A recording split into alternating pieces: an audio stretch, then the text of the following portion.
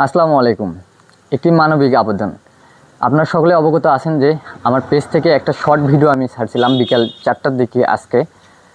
তো আমার ভিডিওতে যে বাচ্চাটিকে আপনারা দেখতে পাচ্ছেন, এটা আমাদের বারোকান্দি গ্রামের পশ্চিম পাড়ায়।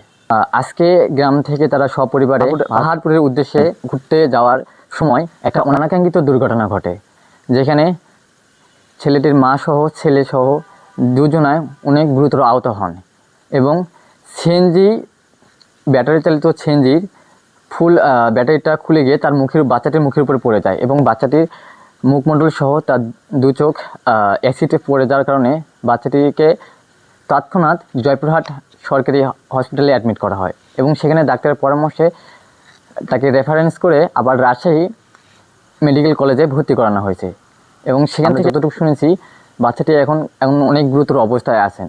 আমি ছেলেটি কিছু ভিডিও আপনাদেরকে দেখাচ্ছি, একটু দেখেন। কিছু হবে না, কিছু হবে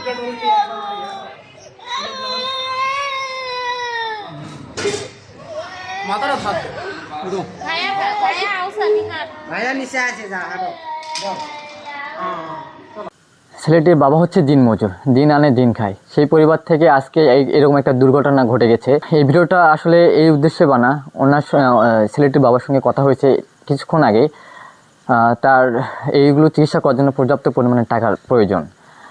আপনারা আমার ভিডিওটা যেখান থেকে দেখবেন অবশ্যই এটা নেগেটিভ মাইন্ডে নেবেন না। এখানে জাস্ট ওনার পরিবারকে যতটুকু আপনারা সহযোগিতা যতটুকু করতে পারবেন, আমি ওনাদের নাম্বার, বিকাশ এবং নগদ নাম্বার আমার ভিডিও স্ক্রিনে দিয়ে দেবো।